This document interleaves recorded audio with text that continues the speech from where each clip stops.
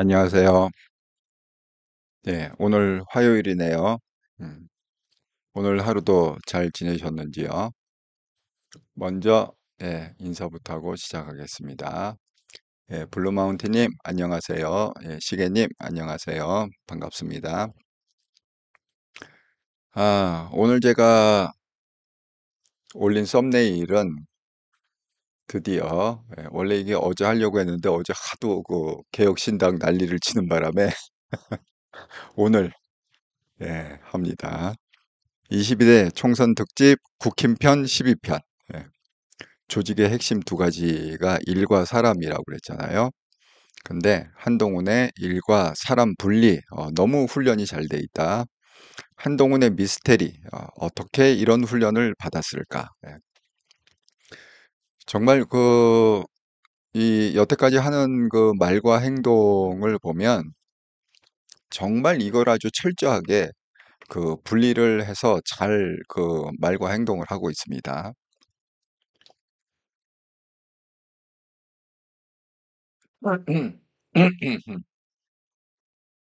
정말 놀라울 다름입니다. 분석하면 할수록 놀라울 따름입니다. 자, 이 얘기를 들어가기 전에 그 박근혜 대통령 회고록 100만 부가 팔릴 수 있도록 주변에 널리 널리 알려주시기 바랍니다. 어둠을 지나 미래로 1권과 2권.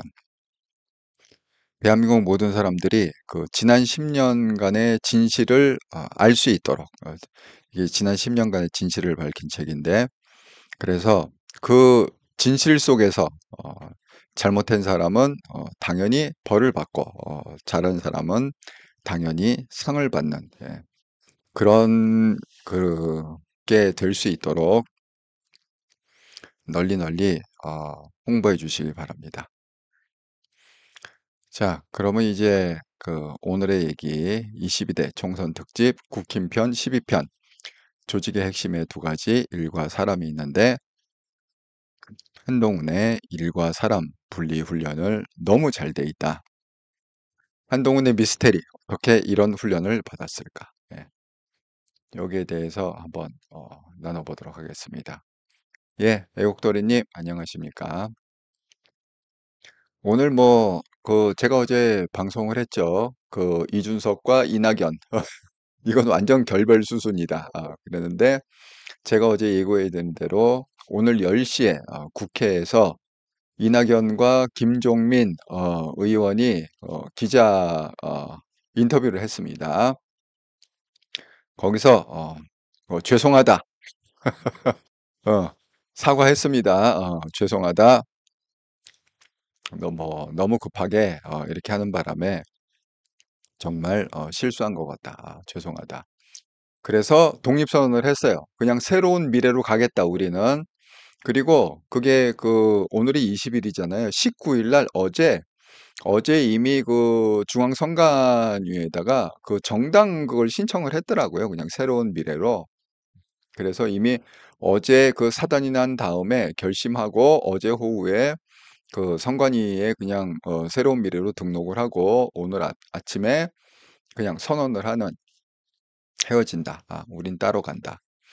하지만 뭐 제가 어제 말씀드렸죠. 그 이낙연 씨 입장에서는 그게 오히려 이낙연 씨한테는 유익이 되는 길이다. 왜냐하면 민주당에서 제가 오늘도 말씀드리겠지만 계속 지금 탈당을 할 조짐이 너무너무 커 보입니다. 가능성이. 그런데 이준석이 있으면 아무래도 그 민주당 의원들이 그 가기가 좀 껄끄럽죠. 그러니까 심플하게 그냥 이낙연 씨하고 김정민 씨하고 있으면 친근감도 있고 또 민주당의 어르신이니까 훨씬 가기가 쉬울 것 같습니다. 자, 그래서 이제 일단은 그냥 끝나는 걸로. 그랬더니 또 오늘 10시에 그 이낙연하고 김종민 씨가 그 국회에서 그 선언을 했는데 우리는 이제 헤어진다, 독립한다 선언을 했는데 또 12시에 이준석이 또 국회에서 또 얘기를 했습니다. 그래서 제가 두 개를 다 봤어요.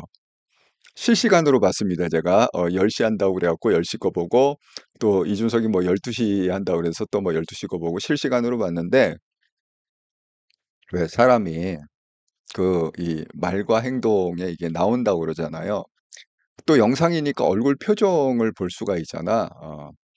그냥 뭐 한마디로 '이준석은 끝났구나.' 제 예상대로 이준석 여러분 영상을 보세요. 오늘 12시 에 그 이준석이 거기에 대한 어떤 그 인제 그 디펜스죠, 일종의. 해명에 뭐 말은 뭐 "새로운 미래당이 잘 바란다." 이렇게 하고 나중에 아주 간단했습니다. 결국은 나중에 그걸 이렇게 종합을 해 보면 이준석이 옛날에 이준석이 딱 집에 갔어. 그래 갖고 이준석은 이번 사건으로 인제 끝났다. 정치 생활이 끝났다. 그런 느낌이 잘 된 건가? 우리한테 잘 안 된 건가? 이걸 보면은 이제 좌파 바로미터를 애매하면 좌파 바로미터를 보면 된다. 이렇게. 그런데 이번에는 합의를 해 줬네. 야당이 합의를 해 줬어. 그래서 이 좌파 바로미터 측면에서 보면 그거 하나가 좀 찜찜해요. 이거 합의를 해 주면 안 되는데 왜 합의를 해 줬을까? 어? 그러면 이분이 뭐 야당 쪽에 좀 뭐 어떠한 건가? 예, 그런 느낌이 있었습니다. 그러니까 제가 야당이 합의해 주는 경우는 세 가지 경우라고 그랬잖아요. 딱 보니까 저 사람 만만하니까 그냥 법무부 장관에도 우리가 얼마든 컨트롤할 수 있다. 그런 경우. 그다음에 또 하나는 저 사람은 우리 편이다. 좌파다. 좌파니까 합의해 줘도 걱정 없다. 그런 거. 그다음에 세 번째는 뭐냐?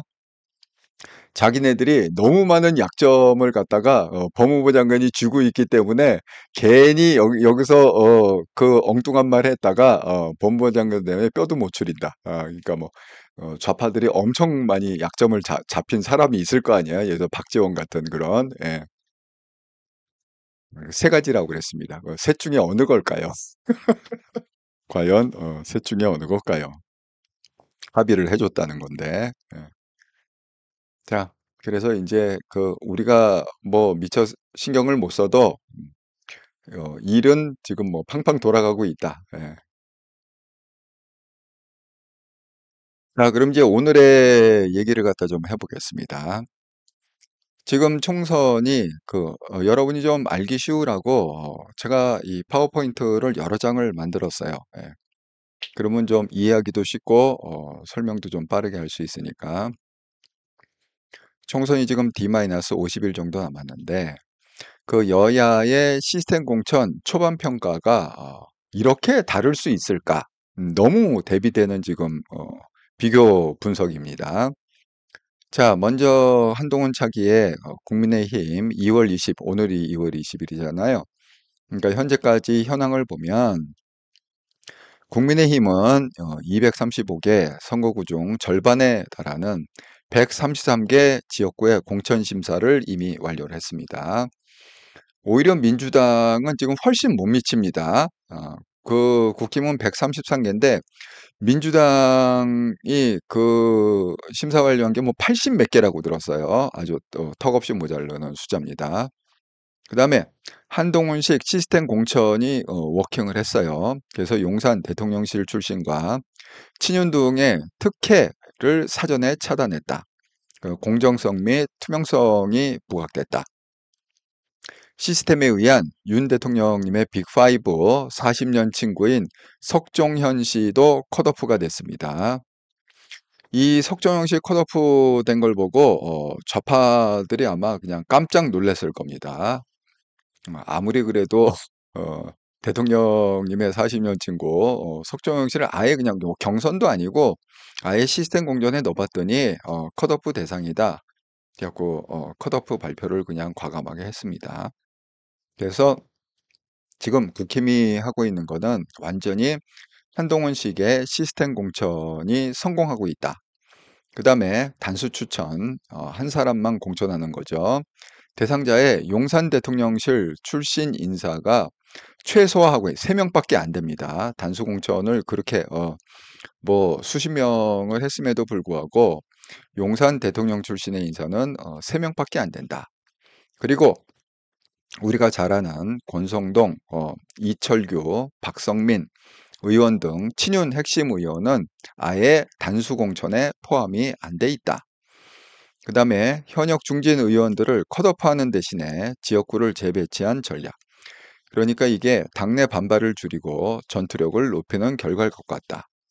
그리고 박진 전 장관이 맨 처음에 강남에 출마하겠다고 신청을 했는데 다시 서대문을 격전지로 옮겼습니다. 오늘. 그래서 서대문을로 지역구를 이동했다. 그 다음에 험지 출마 요구를 수용했다. 의원들이 5선의 서병수 의원, 3선의 김태호, 조혜진 등은 험지 출마 요구를 수락했다. 그래서 지역구를 옮겨서 우선 추천. 그 옮기는 대신에 이제 그 우선 추천을 한 거죠. 전략 공천을. 그 다음에 한동훈은 또 중진들을 예우하면서 공정성을 강조했다. 예를 들어서 사표를 냈던 올드보이 김성태가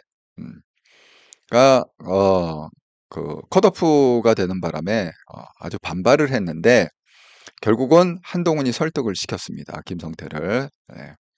그리고 그래서 이제 김성태가 자진 출마 포기 출마하지 않겠다 이렇게 선언을 했죠. 그리고 그걸 보고서 김무성이 자기가 뭐 공천을 안 주면 무소속이라도 해갖고 영도에서 내가 배지 달겠다 이렇게 아주 강력하게 얘기를 했었는데 이 돌아가는 상황을 한 달 지켜본 김무성이 자진해서 불출마 선언을 했습니다. 이거 잘못했다가는 뼈도 못 추리겠구나 망신만 당하겠다 싶은 것 같아요. 그래서 불출마 설득. 그래서 결과적으로 설득과 포용이라는 한동훈식 리더십으로 위기감을 잠재우는데 큰 몫을 했다. 그 다음에 이제 경선이 그 비대위원 구자룡, 사무총장 장동혁, 비서실장 유이동, 그 다음에 인재영입위원장 이철규, 이 다 경선의 대상으로 해갖고 쉽게 얘기하면 단수 공천을 안 했다는 거죠. 자, 상황이 이렇게 돌아가니까 한동훈 차기의 지지율은 지속적으로 지금 상승하고 있다. 오늘 발표에 의하면 지금 한동훈 차기의 지지율이 뭐 53%인가? 엄청난 지지율입니다, 지금. 예. 그래서 계속 지금 그 한동훈 차기의 지지율은 계속 올라가고 있다.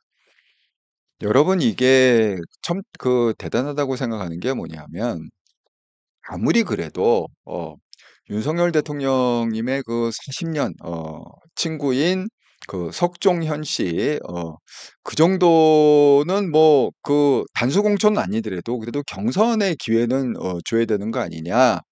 우리가 흔히 그렇게 생각할 수 있잖아요. 예. 아마 뭐 민주당 같으면은 그냥 단수 공천했겠죠. 예. 그런데 이건 뭐 단수 공천도 아니고 경선도 아니고 그냥 컷오프를 시켜 아예 처음부터 컷오프를 시켜 정말 이건 아주 획기적인 사건이라고 생각합니다.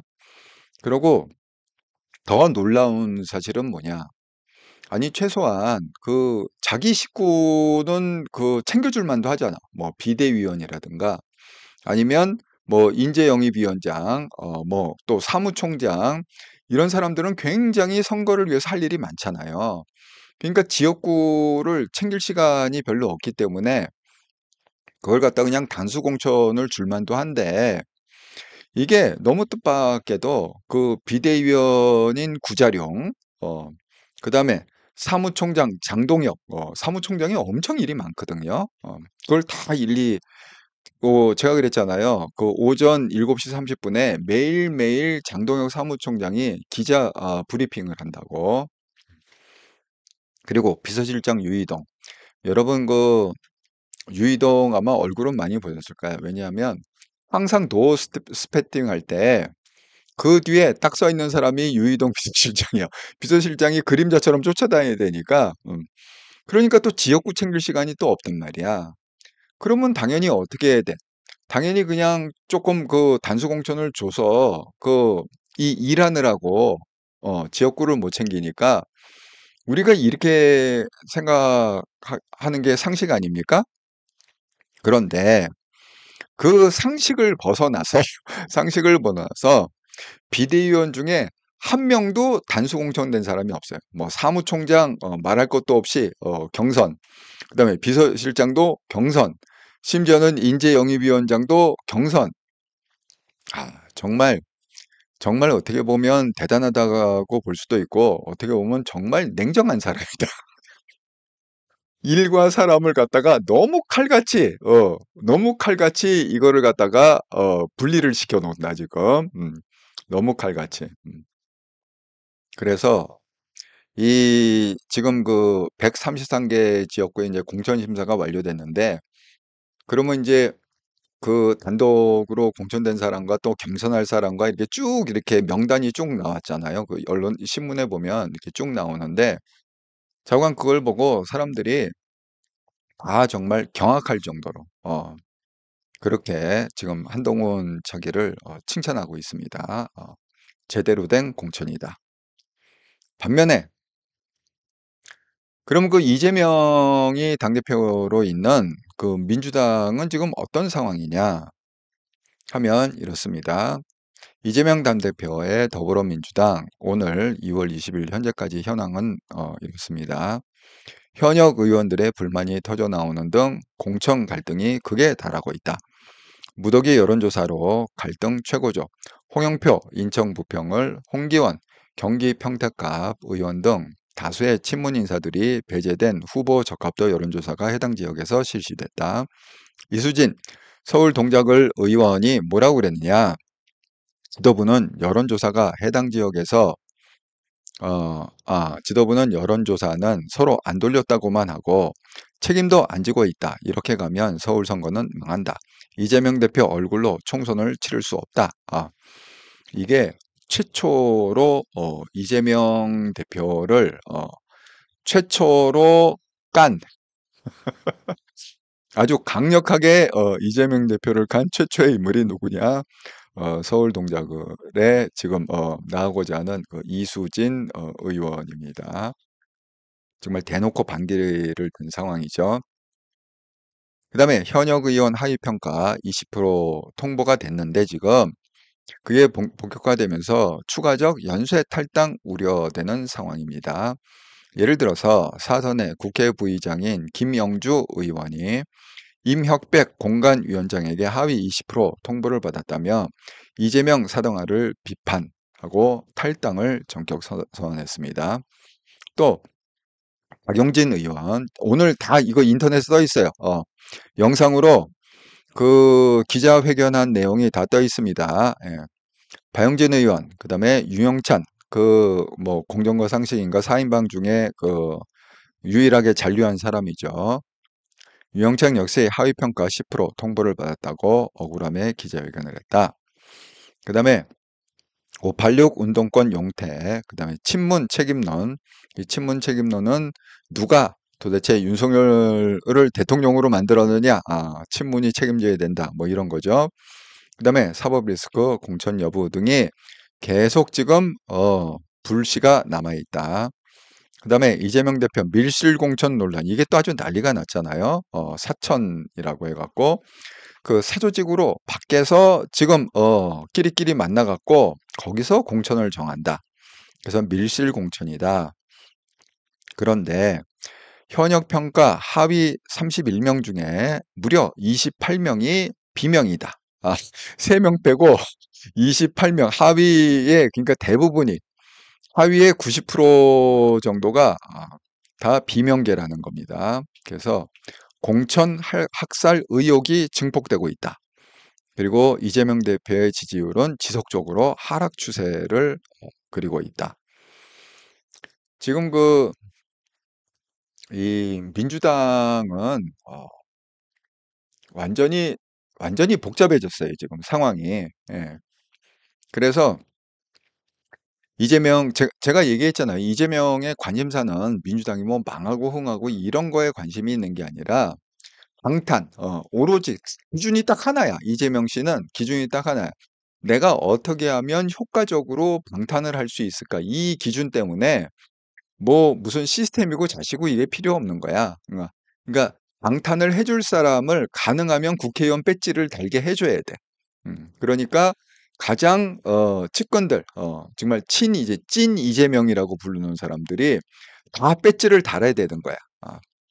그러니까 뭐 그 자리는 한정돼 있고 배지를 달아야 되니까 어떻게 해? 기존에 있는 사람 뽑아낼 수밖에 없지. 그러니까 하위 10%입니다. 이렇게. 여러분과 하위 10%라는 의미가 어떤 의미냐면요. 민주당에서는 하위 10% 오늘 그 윤영찬이 억울함을 호소하면서 그 얘기를 하더라고. 자기가 하위 10% 통보를 받았다는 거야. 그러면 하위 10%면 뭐냐? 윤영찬이 이제 경선을 하잖아요. 경선을 하면 일단은 하위 10%면 마이너스 30점을 까고 들어가. 그러니까 다른 걸 갖다가 다 100점 만점을 받아도 총점이 뭐예요? 70점, 맥시멈 70점밖에 안 되는. 왜? 이미 마이너스 30점을 까고 들어가니까. 그러니까 거기에 누가 들어가든지 간에 윤영찬을 누를 수가 있지. 그런 뜻입니다. 아이고, 예. 어, 제가 또 설명하는 동안에 음, 좀 읽고 넘어가도록 하겠습니다. 여러분이 채창에 쓴 거를. 예. 예, 사라방님 안녕하세요. 열정님 안녕하세요. 의료 사태 너무 궁금해요. 그게 그게 참 그렇더라고요. 그 의료 사태에 대해서는 제가 그랬잖아요. 이게 4월 10일이 너무너무 빅 이벤트이기 때문에 모든 정책이나 모든 전략이나 모든 어떤 그런 거는 다 여기에 초점을 맞춰야 된다. 4월 10일 날 초점을 맞춰야 된다. 그렇게 설명을 했잖아요. 그게 뭐 정부 일이건 뭐 국힘 일이건 자간 모든 그런 전략과 공약과 자간 모든 것들이 그런데 이거 의사 증원 늘리는 문제 이거는 4월 10일 이후에 좀 하더라도 그 타이밍을 4월 10일 이후에 좀 했으면 좋지 않았을까? 이게 제 개인적인 생각입니다. 왜냐하면 이거 사실 뭐 의사정원 늘린다 해갖고 표가 더 오고 뭐 안 늘린다 해서 표가 안 오고 이런 문제가 아니거든요. 이 의사정원 문제는. 그러니까 이걸 갖다가 굳이 이 민감한 시기에 굳이 그걸 갖다가 긁어부스럼을 만들 필요가 없잖아. 그래서 이거 좀 너무 서두른 게 아닌가 이런 생각이 좀 듭니다. 어쨌든 이왕 뭐 엎질러진 물이니까 어쨌든 잘 좀 대화가 돼서 완급 조절을 해가면서 문제를 풀었으면 좋겠습니다. 의사 문제는. 음. 그러니까 이게 한 방향 정렬이 돼야 돼. 뭘 하든지 간에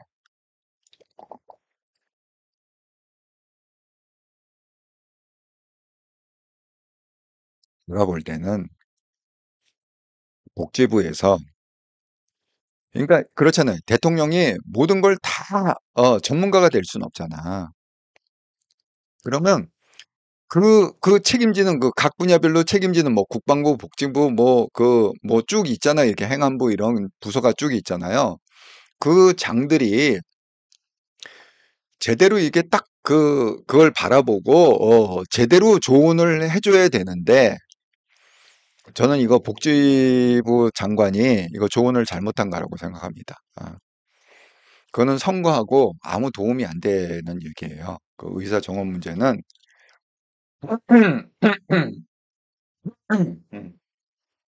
그런데 왜 하필 이렇게 선거를 갖다 코앞에 앞두고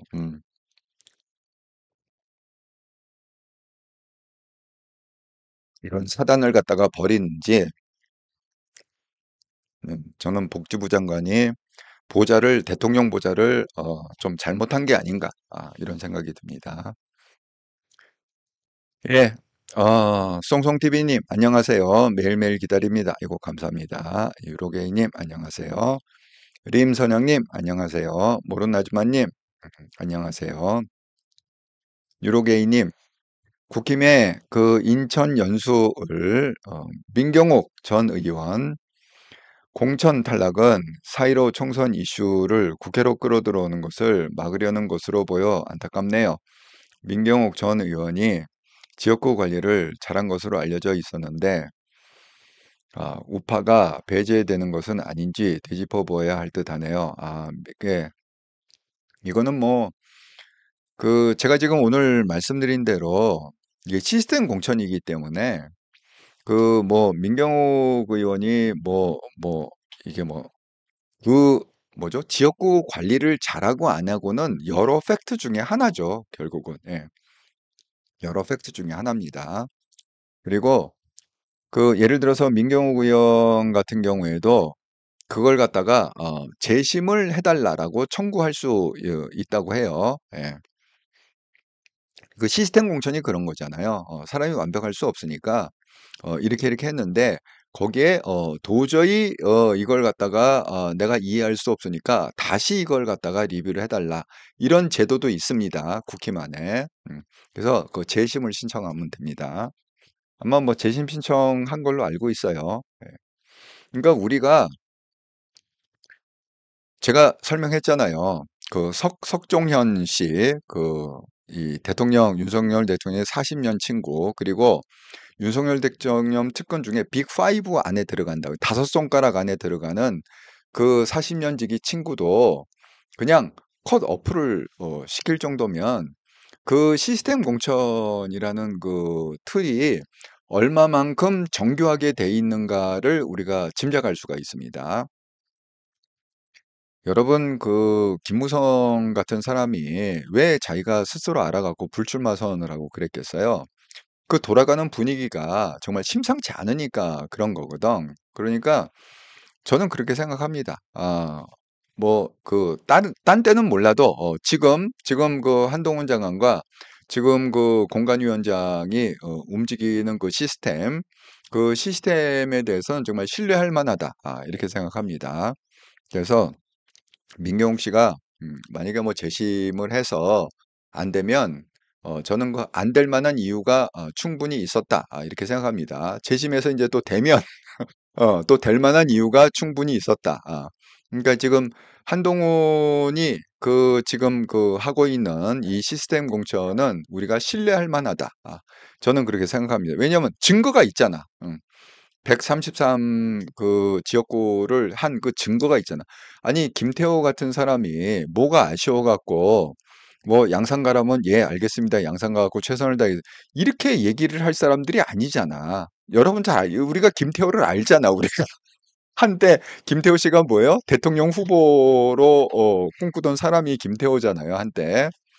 또 김성태가 보통 사람이냐고. 예. 그런데 그런 사람들이 다 어떤 한동훈 시스템에 승복하고 협조하겠다, 이렇게 협력하는 거 보면 우리가 이게 겉으로 봐서는 알 수 없는 그런 어떤 것들이 훨씬 더 많다.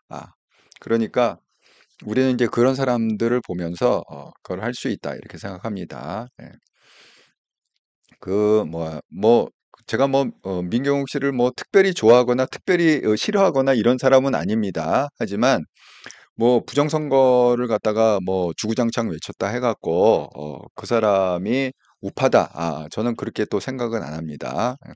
아니 뭐 그럼 뭐 공병호 씨 같은 사람도 공천 줘야 되는 거 아니야? 전략 공천. 어, 뭐 그런 거 아닙니까? 예. 주구장창 지금 정말 그걸 갖다가 뭐 몇 년째 떠들고 계시잖아. 공병호 씨는. 어? 예. 자, 블루마운틴님. 그렇다고 사람 생명을 상대로 파업하는 의사들도 좀 그렇습니다. 예, 그렇죠. 예. 근데 이게 사실 그런 것 같아요. 이걸 우리가 좀 쉽게 좀 얘기하기 어려운 게 뭐냐면 이건 노조 문제하고는 좀 다른 것 같아.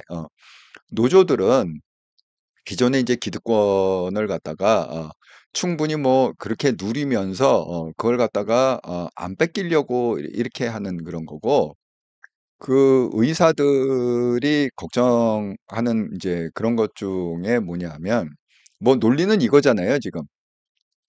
의사를 갖다가 많이 해 갖고 지방에 의사가 모자르니까 그렇게 갖고 보내자.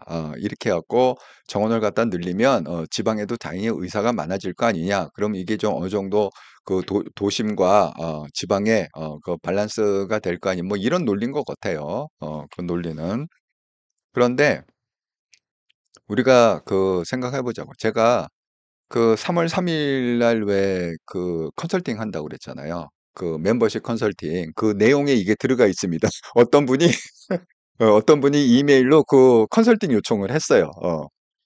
그럼 우리가 생각을 해 보자고. 여러분, 지금 그 쉽게 얘기해서 국민연금 있잖아요. 국민연금 본부가 지금 어디 있습니까? 서울에 있다가 어디로 갔어요? 그게 지방으로 내려갔잖아. 대전인가 어딘가 잠깐 지방으로 내려갔어. 그러고 그렇게 된 다음에 국민연금 이게 국민연금은 뭐죠? 운영을 잘 해갖고 계속 자산을 아니 우리가 이렇게 매달 매달 내는 그 돈이 문제가 아니라 그 자산을 갖다가 잘 운영을 해서 수익을 계속 내야 되잖아. 그러려면 여러분 지금 그거 아시죠? 삼성전자의 대주주가 국민연금이죠, 아시죠? 그 뭐지? 이재용 씨보다 지분이 더 많습니다. 예. 국민연금이 최대 주주예요. 예. 하지만 경영권에 이제 참여를 안 하니까 그런 건데 그런 식이란 말이지. 그러니까 우리가 매달 매달 돈 내는 그게 문제가 아니라 그 돈을 모아 갖고 잘 자산 증식을 해야 되잖아요. 그러니까 수익을 내야 되잖아. 그런데 그게 서울에 있을 때는 국민연금이 그런 수익률이 투자한 그 수익률이 굉장히 높았다고 그래요. 근데 그게 이제 지방으로 내려가면서 수익률이 팍 떨어졌대. 그 왜 그래요? 아니 능력 있는 사람들은 서울에 있어도 직장을 잡을 수가 있잖아. 굳이 왜 지방까지 내려가서 주말 부부를 하고 그럴 필요가 없잖아요. 그러니까 어떻게 돼? 그게 지방으로 내려가면서 고급 인력들이 빠져나간 거지. 서울의 다른 직장으로 다 옮긴 거지. 그러니까 그다음에는 B급, C급들이 그걸 운영하다 보니까 수익률이 팍 줄어든 겁니다. 그러니까 이런 거예요. 의사를 갖다 암만 늘려도 그 의사가 지방에 가란 법은 없어. 아니 그렇잖아. 그 지방에 갈 사람은 가겠지. 갈 사람은 가겠지만 그 자기가 능력 있고 똑똑한데 왜 지방까지 내려가 갖고 생고생이 이렇게 생각하는 사람도 많을 거 아니야. 그러니까 어쨌든 내가 그랬잖아요. 그 인간의 세 가지 누구나 갖고 있는 그게 뭐 애건 어른이건 뭐 신부님이건 수녀님이건 목사건 뭐 스님이건 간에 상관없이 누구나 갖고 있는 세 가지 욕망이 있다. 뭐예요? 육신의 정욕, 안목의 정욕, 이생의 자랑. 누구나 육신의 정욕 잘 먹고 잘 사는 거 원하고 안목의 정욕 보기 좋은 거 선택하고 이생의 자랑 난 너하고 달라. 이 맛에 산단 말이지. 이 세 가지 욕망을 갖다가 우리는 버릴 수가 없어. 왜? 그게 내 DNA인데 인간의 DNA가 그렇게 돼 있는데 의사를 갖다가 뭐 많이 확 양산한다고 그래 갖고 그 사람이 뭐 골고루 그냥 평균 내듯이 이렇게 다 지방으로 골고루 이렇게 퍼지고 이런 게 아니란 말이지 사실은. 예. 그리고 그렇게 의사를 많이 늘리면 여러분 그 생각해 보세요. 예. 이재명이 부산에 부산에 바로 코앞에 병원 놔두고 거기에 입원을 해놓고 요거 하려고 헬기 타고 서울대병원까지 왔대잖아 이재명도. 그러니까 사람들이 다 그럴 거 아니야. 남의 문제 얘기할 땐 그렇게 얘기하지만 자기가 만약에 병원 걸리면 여러분 내가 만약에 정말 뭐 어디 정말 뭐 암에 걸려 갖고 심각한 암이야. 뭐 가벼운 암이 아니라 뭐 갑상선암 이런 게 아니고 그건 좀 가벼운 암이지. 뭐 예를 들어서 뭐 췌장암이나 뭐 위암이나 뭐 자관 이렇게 심각한 거에 걸렸다 치자 이거야. 그러면 동네 병원에서 수술 받으실래요? 아니면은 도시의 뭐 서울대병원이나 뭐 연세병원에 이런 데서 수술 받으실래요? 예. 아니 현실이 그렇잖아. 현실이 그렇게 심각한 암에 걸리면 지방에 살던 사람도 다 서울 와서 수술 받지 지방에서 그렇게 심각한 암을 갖다가 수술 받나요? 그러니까 그 의사의 그 퀄리티 문제, 수준, 의사의 질, 그 질도 문제라는 거야. 그렇게 야용을 해 놓으면 어떻게 트레이닝을 시킬 거야 도대체. 그 수준을 올려야 되는데 우리가 평준화가 하향 평준화가 되지 상향 평준화가 되진 않는단 말이야. 왕창 뽑아 놓으면. 우리 입시할 때 다 경험했잖아. 평준화를 시키면 하향 평준화가 된다는 거. 그러니까 의사들의 고민도 사실은 인정을 해 줘야 돼. 그러니까 이거를 갖다가 이거를 사실 하려면 계속 협의를 복지부 장관님 잘 들으세요. 무식하게 내질른다고 해결되는 게 아니야. 이런 문제는 이렇게 중요한 문제는 복지부 장관님이 그런 걸 갖다가 그 대통령님한테 조언하기 전에 복지부 장관이 그 현장도 찾아보고 현재 그 교육 시설이 어떻게 돼 있는지 그 니즈가 뭔지 이런 걸 갖다가 최소한 복지부 장관 된 다음에 1년, 2년 아주 심각하게 한동훈 차기처럼 그렇게 스터디를 하고 자료를 모으고 아니 그러잖아. 한동훈 차이가 그 얘기 하잖아. 이민 정책 설명할 때 내가 10년은 욕먹을 생각하고 왜 아무도 가보지 않은 길이기 때문에 우리 늦었지만 지금 시작해야 된다. 하지만 이 이민 정책에 대해서 내가 고민을 많이 하고 스터디를 많이 하고 해서 욕먹을 각오로 이렇게 하고 논리정연하게 딱딱 설명하잖아. 예를 들어서 그럼 우리가 질문을 이렇게 할 거 아니야.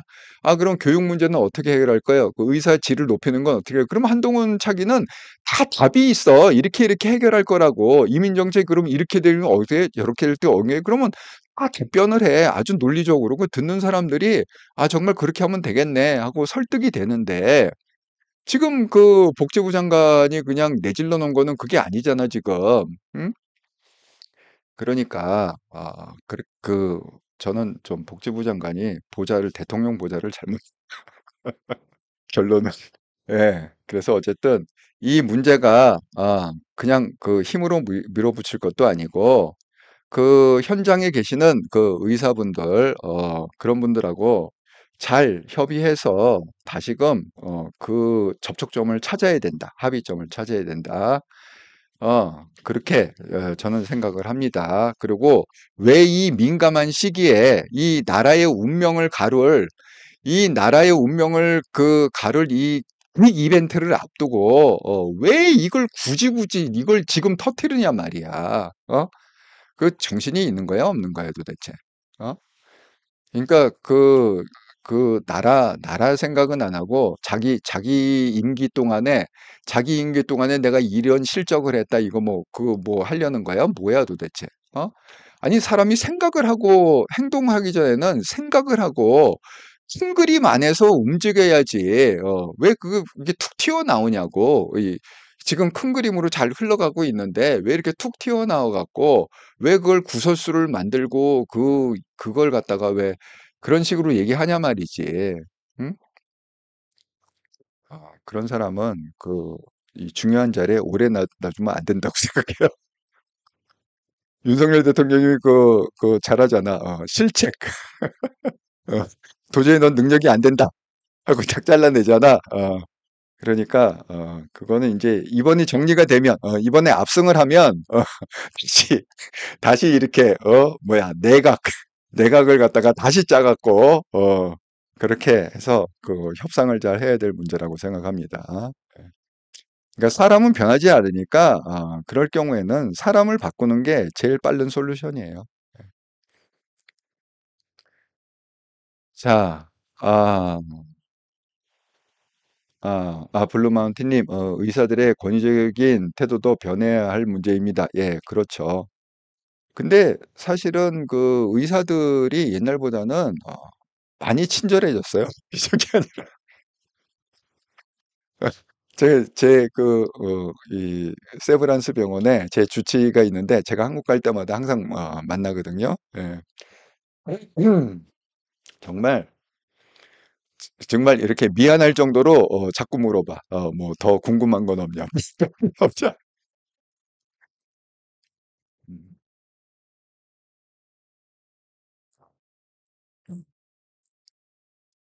어쨌든 세상이 변하면 의사들도 이제 변해야죠. 예. 유로게이님, 의사 수 늘면 의료비도 늘어납니다. 그 재정은 국민이 부담해야 됩니다. 국민들 아마 돈 내고 싶지 않을 텐데, 그것 말 안 하죠. 예. 그러니까 이런 그 중요한 문제들은 그렇게 막 터트릴 게 아니라 무슨 대안을 갖고 터트려야지.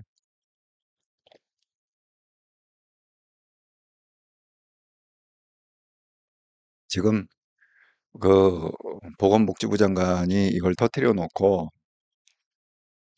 보건복지부 장관이 대안을 한 번도 설명한 적이 없잖아요, 국민들한테. 그래서 뭐 의사의 품질은 어떻게 높이겠다.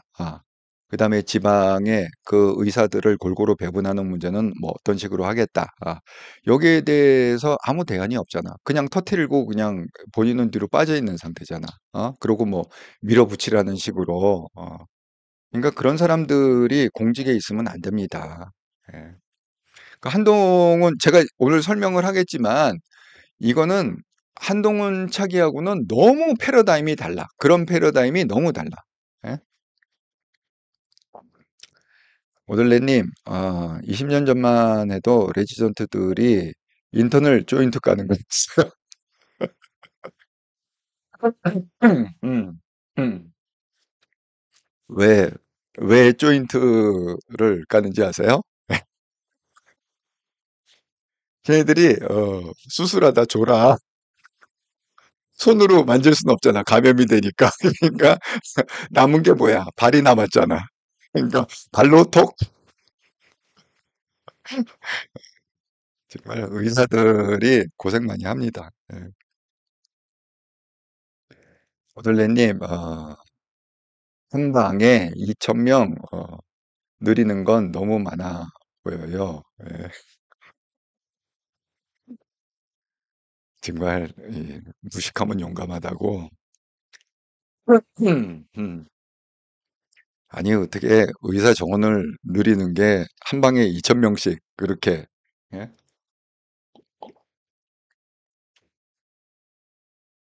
얼마나 얼마나 정부 정책이 호구로 봤으면 지금 아들 의대 간다고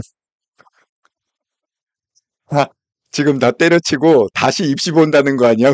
들어간다고 이게 첫 해, 그 정원 늘리는 첫 해가 절호의 기회다 그래갖고 그 난리를 그러면 그게 뭐야? 사회 현상이 만약에 그렇게 받아들여진다면 그거는 정책이 잘못됐다는 거잖아. 어?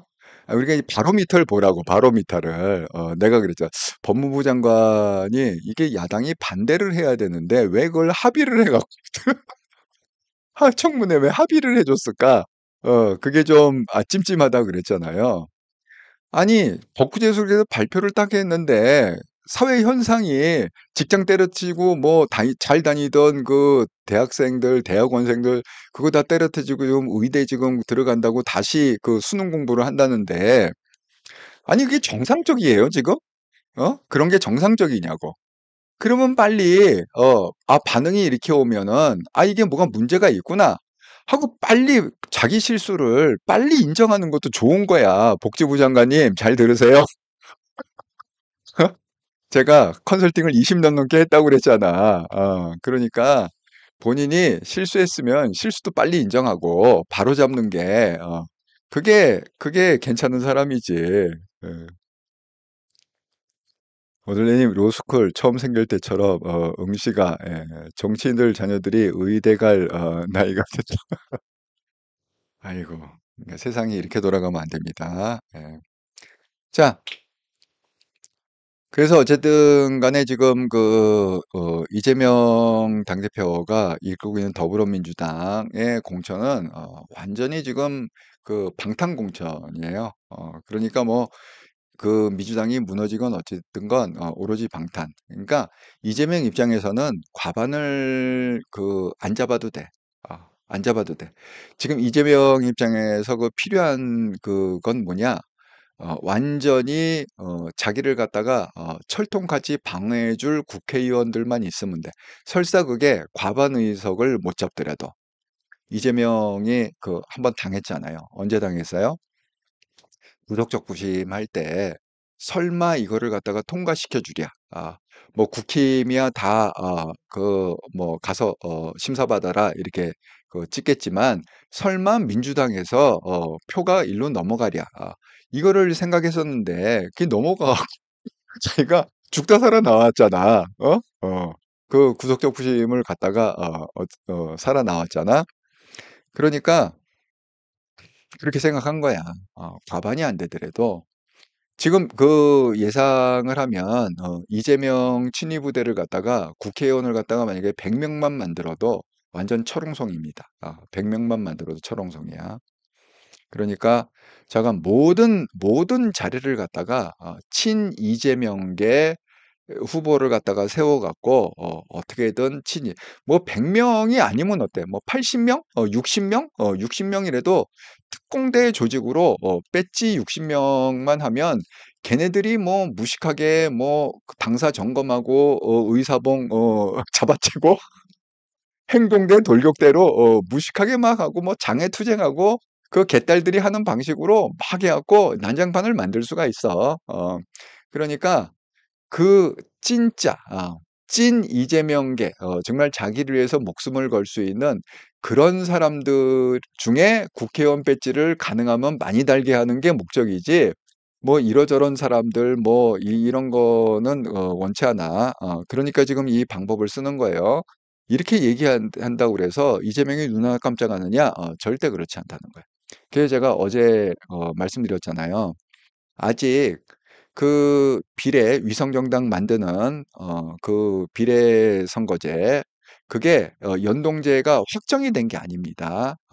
어제부터 이제 국회 회의가 시작됐잖아요. 그러면 이번 회기 안에 그걸 갖다가 여야가 합의를 봐 갖고 땅땅땅 해서 22대 선거제는 뭐 이런 선거제를 쓰겠습니다라고 그게 국회에서 두들기기 전에는 확정된 게 아니란 말이지. 그러니까 이재명이 뭐 이렇게 해도 저렇게 해도 답이 안 나온다 그러면 그냥 말 바꾸면 돼.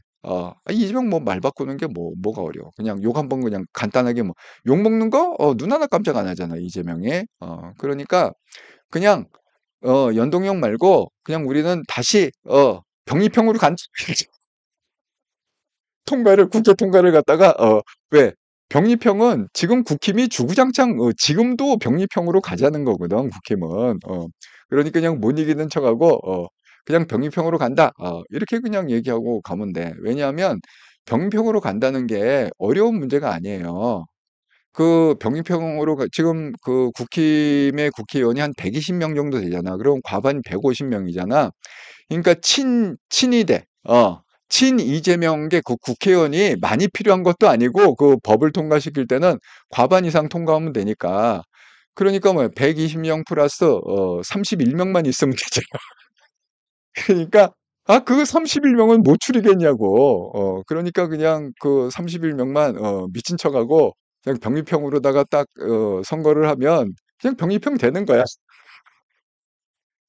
그런 겁니다. 그러니까 이재명의 그 유일한 목적은 뭐냐?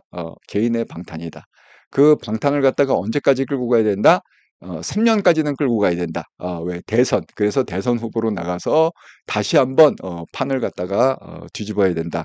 이런 계획을 하고 있는 겁니다. 음. 아, 예.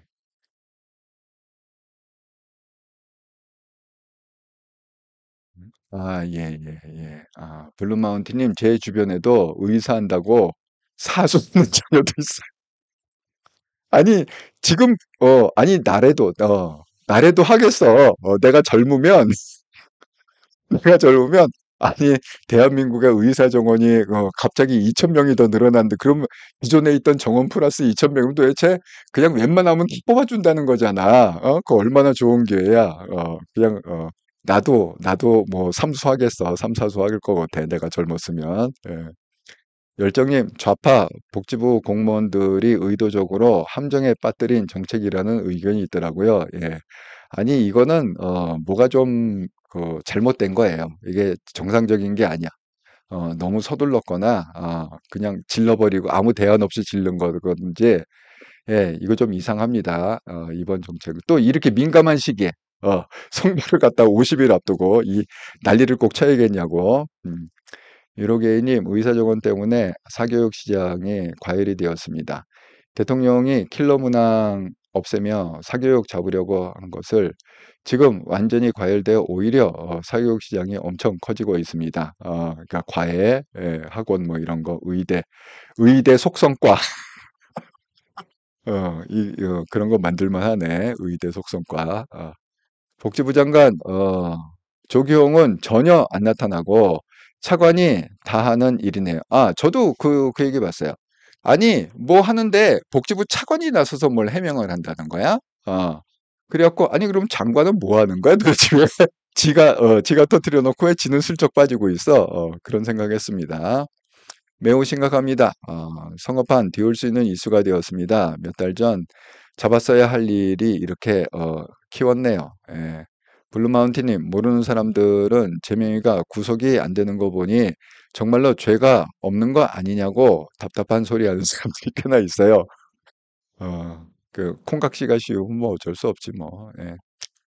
오들레님, 스카이 들어갈 성적되면 의대로 다 가려고 하는데, 예, 그럴 것 같습니다. 음. 그 의대 가서 정말 안 맞으면 전과를 해도 되거든. 의대에서 전과한다 그러면 다 받아줘. 예를 들어서 인문대에서 의대 전과한다 그러면 안 받아줘도 의대에서 뭐 사회과학대 전과하겠습니다. 다 받아주지.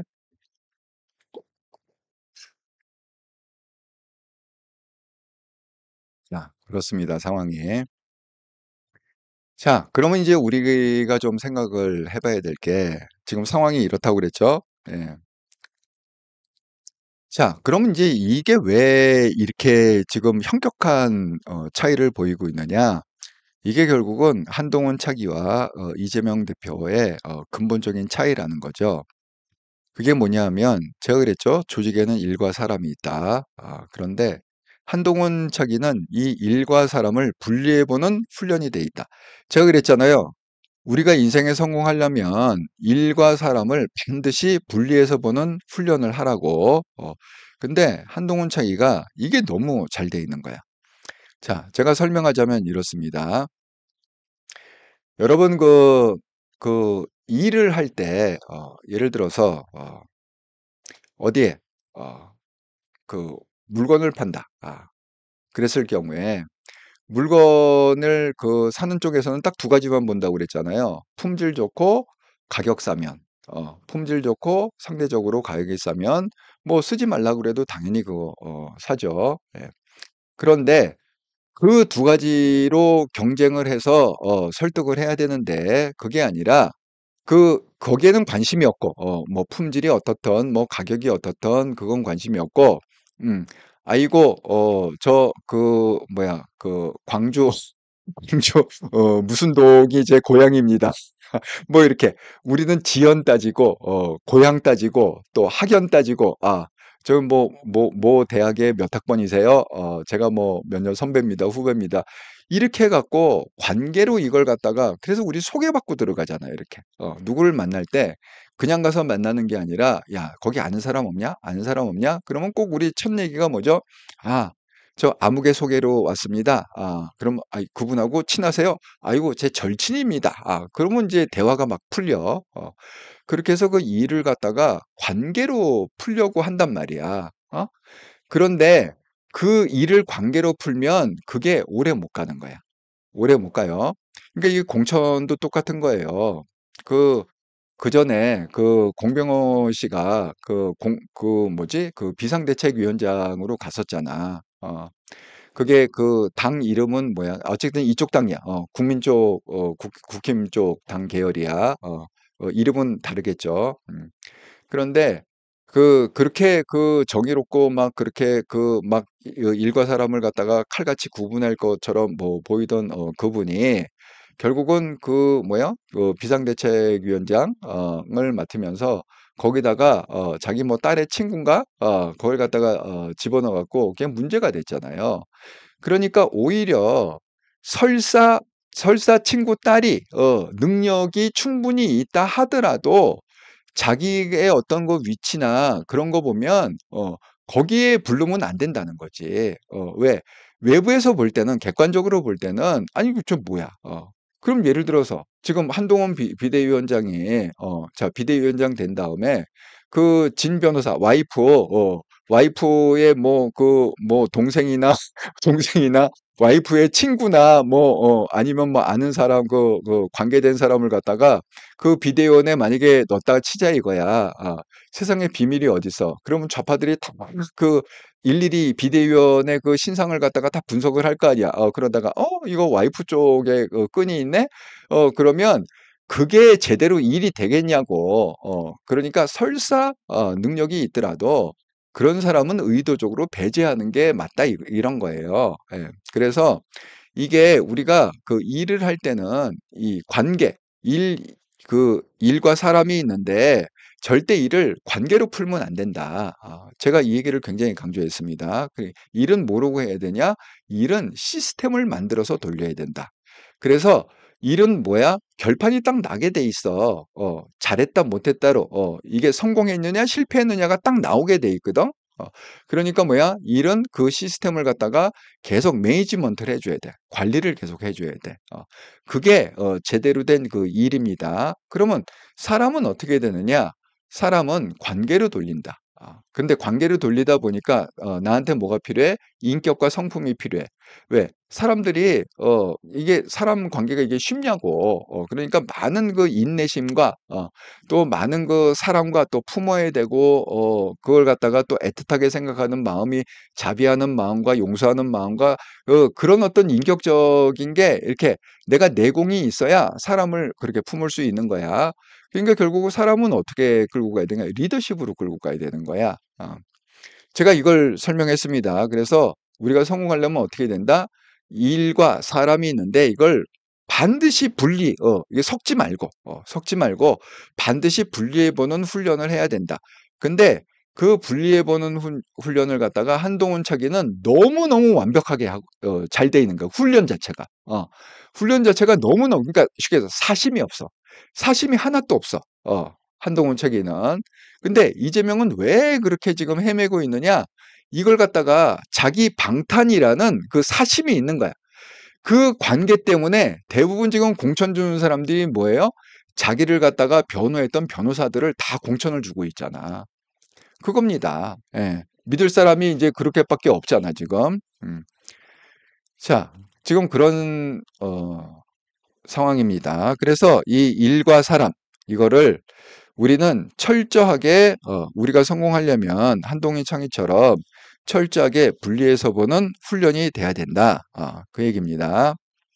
자, 그러면 이걸 한번 보세요. 한동훈, 일은 시스템으로 한다. 일을 사람으로 풀지 마라. 자, 제가 예를 들어 볼게요. 오늘 스태핑을 한 얘기입니다. 2월 20일 오늘입니다. 음. 자, 오늘 한 일이 뭐냐? 이렇게 비교해 봐 주십시오. 지금 국민의힘에서 대표인 저를 지지하느냐, 반대하느냐가 우리 국민의힘에 공천을 받는데 1%라도 영향이 있다고 생각하십니까? 단연코 아니라고 말씀드립니다. 공천의 결과를 봐도 알 수 있을 것이라고 말씀드립니다. 이게 민주주의 정당입니다. 반대로 똑같은 질문을 이재명 대표의 민주당에게 한번 적용해 주시기 바랍니다. 이재명 대표에게 찬성하느냐, 반대하느냐가 이게 지금 민주당 공천의 몇 퍼센트를 차지하고 있는지 한번 생각해 주시기 바랍니다. 거의 전부 아닙니까? 김영주 부의장 같은 사람도 견디지 못하는 정당을 만들었습니다. 이재명 대표가 도대체 전통의 민주당에게는 무슨 짓을 한 겁니까? 예, 이렇게 얘기를 했습니다. 그리고 그러니까 지금 그 한동훈 장관은 뭐 내 친구, 내 지인 뭐 이런 어떤 내 입김 영향력이 전혀 안 들어가 있다는 거야. 나는 전혀 모른다. 그 공간에서 발표하기 전까지 나는 알지 못한다. 알려고 하지도 않는다. 이렇게 얘기했습니다.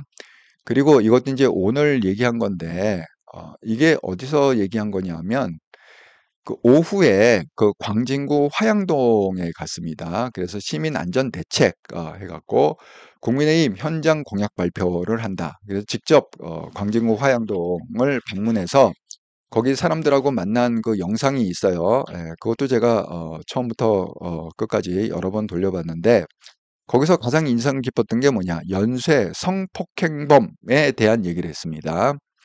수십 명의 여성을 연쇄적으로 성폭행한 사람이 감옥에 20년 있다가 40세에 죄값을 치르고 나온다.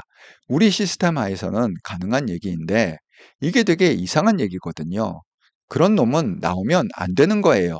그런 놈은 전혀 햇빛을 보면 안 되는 게 정상이거든요. 강력히 처벌이 필요합니다. 가석방 없는 무기형 제가 발의했는데 사형 집행에 대해서 여러 가지 생각이 있을 겁니다.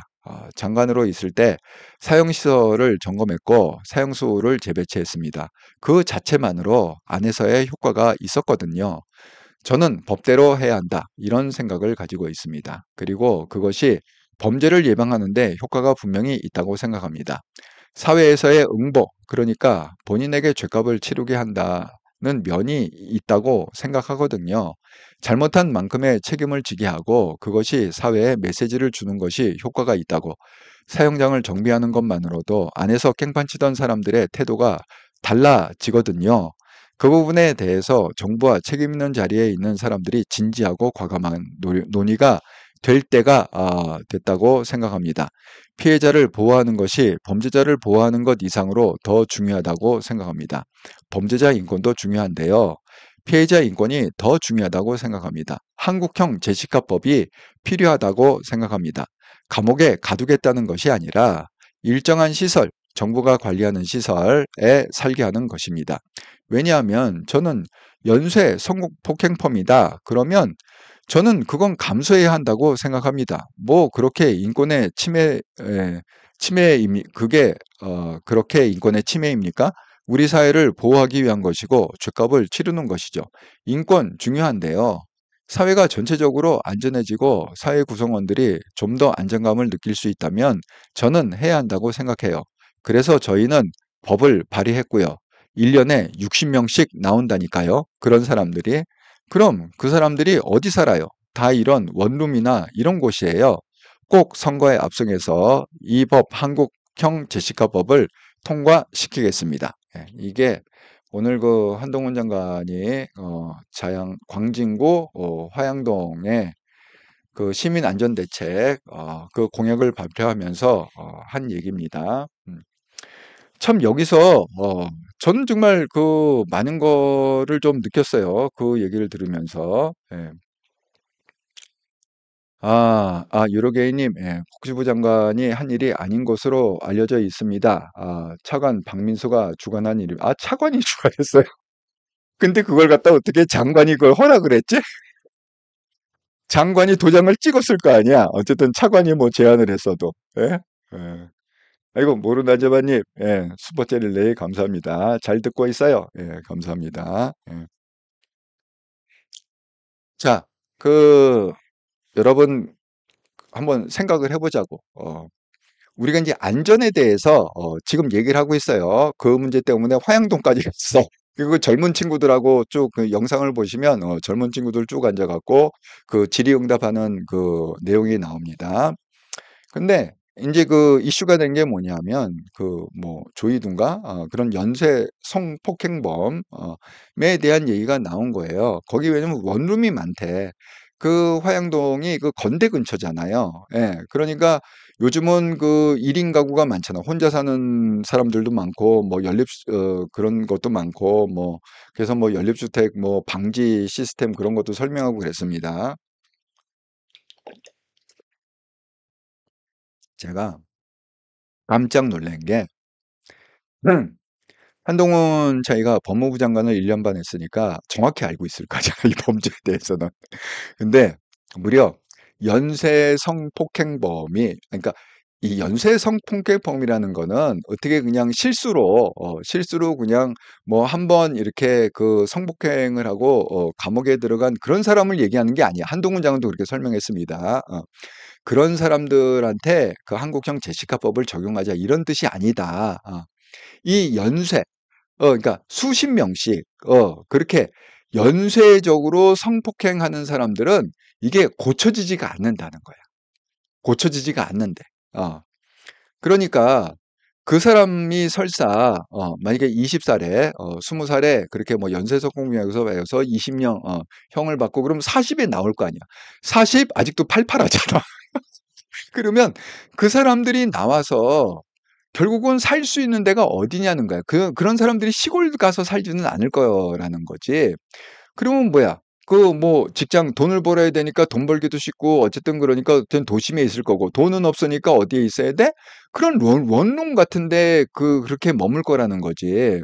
근데 내가 그 이사를 떠가 갖고 이렇게 떡을 돌렸는데 어느 집을 띵똥하고 내 이웃집을 가다 띵똥했는데 보니까 떡을 저 이사 왔어요 하고 떡을 돌리는데 조이두야. 그러면 얼마나 화들짝 놀라겠어. 그 얘기입니다, 지금. 그 얘기를 하는 거예요. 그런데 제가 깜짝 놀란 게 1년에 무려 60명씩 이게 나온 60명씩. 1년에 10명도 아니고 1년에 60명. 그러면 10년이면 600명이 배출된다는 거야. 이 연쇄 성폭행 살인범이라는 게 와, 이 숫자를 딱 보니까 너무너무 끔찍하더라고. 그러니까 그러니까 이 얘기야. 왜 한국형 제시카법, 이게 왜 미국형 제시카법하고 한국 제시카법이 왜 다르냐도 설명했습니다. 미국형 제시카법은 어떻게 돼 있냐면, 예를 들어서 뭐 초등학교가 있다든가, 그러면 반경 500m 안에는 못 살도록 그렇게 법이 규정이 돼 있대. 그 연쇄 그 성폭행범은 거주지를 정할 때 이렇게. 그런데 한국에 그걸 갖다가 자기가 법무부 장관을 있을 때 그 생각도 해봤는데 한국은 워낙 초등학교가 이렇게 초밀하게 있기 때문에 그렇게 되면 다 걸린다는 거야. 웬만한 지역이 다 걸린대.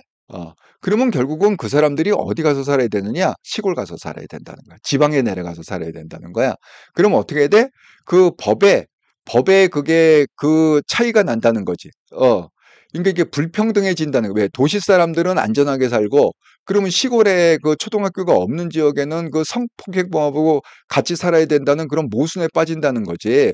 그러니까 한국은 이렇게 정하면 안 되겠구나. 그래서 앞에 한국형 제시카법이라고 해갖고 초등학교를 기준으로 해갖고 500m 내에 거주하면 안 된다. 이게 아니고 아예 정부가 시설을 갖다가 만들어서 정부가 운영하는 시설을 만들어서 그 사람이 예를 들어서 20살에 들어가갖고 20년 살고 40살에 나오더라도 그 일반 주거지에 살게 하는 게 아니라 그런 정부가 관리하는 시설에 살게 해야 된다는 거야. 어, 왜? 성폭행, 연쇄 성폭행, 이거 한두 번이 아니라, 그렇게 막 수십 명씩 막 성폭행하는 거는, 이거는, 고쳐지지 않는다는 거야. 너무너무 힘들다는, 그러면 또 그 짓을 한다는 거지. 그 얘기입니다, 지금 핵심이. 그러면서 한 얘기가 뭐냐. 이 사형제를 또 얘기했습니다. 예.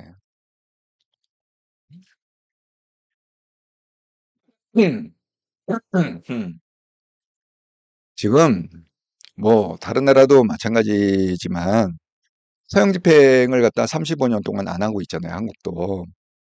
그런데 이번에 내가 해보니까 어떻게 했어요? 법무부 장관 되자마자 사형 시설을 점검해라. 점검하라는 건 뭐죠? 그냥 뭐 잘 있나 보라 이런 뜻이 아니라 뭐 정기의제다 그러면 제대로 작동이 되는지, 전기가 통하는지, 사용 집행을 할 수 있는지, 다 그걸 갖다가 시설 점검을 해서 사용 집행할 수 있게 하라는 거지. 그 다음에 한 조치가 뭐예요? 전국에 흩어져 있는 사용수가 지금 뭐 여기도 몇 명, 저기도 몇 명 이렇게 막 흩어져 있는데 그게 대충 한 60여 명 정도 됐다고 그래. 그래서 여기저기 막 흩어져 있는데 다 모아라. 그래서 지금 다 서울구치소로 모았다고 그래. 왜? 서울구치소에는 사형시설도 있고, 그러니까 서울구치소로 다 모아라. 자, 제가 이거는 방송을, 작년에 이미 했습니다. 어떻게 방송을 했다고요? 그 이후에 그렇게, 이렇게 막 흩어져 있을 때, 뭐 대구고 어디고 막 흩어져 있을 때는 그냥 심지어는 그 간수들까지 그냥 패버리는, 어?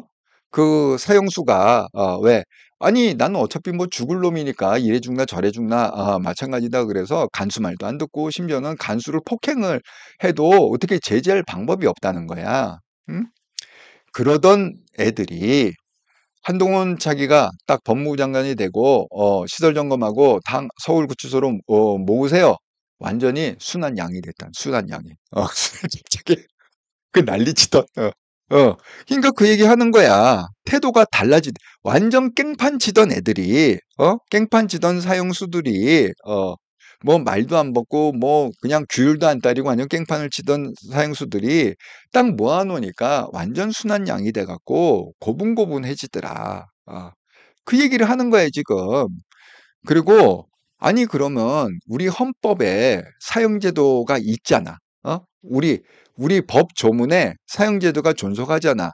근데 그걸 갖다가 왜 법대로 안 하냐 이런 거야. 이게 똑같은 거지. 그 공직선거관리법에 그 관리인이 도장을 찍게 돼 있잖아. 사전투표 때 직접 도장을 찍어서 교부하게 돼 있잖아. 그리고 본투표 때는 지금 하고 있잖아. 직접 도장을 찍어서. 법률에 그렇게 돼 있는데 그걸 법률에 정해놓고 왜 그걸 도장을 안 찍고 왜 인쇄를 해갖고 주냐는 거야. 똑같은 논리입니다. 그러면 우리 대한민국에서는 사형제도를 갖다가 법조문에서 빼든지 법조문에는 사형은 다 이렇게 있는데 사형을 해야 되는데 그걸 갖다 왜 집행을 미루냐는 거야. 그러니까 지금 뭐라고 얘기하는 거야? 이제는 이 관련자분이라는 게 뭐예요? 그 국회, 그다음에 법무부, 이런 사람들이 정말 심각하고 진지하게 이걸 논의해서 사형 집행을 그 법에 써 있는 대로 해야 된다는 거야. 안 하려면 아예 그냥 삭제를 해버리든지 대한민국은 사형 집행 제도가 없다. 이렇게 그냥 고치든지 그러면 법률을 그 얘기를 하는 겁니다, 지금. 음. 그러니까 지금 뭐예요? 일은 시스템으로 풀자는 거야.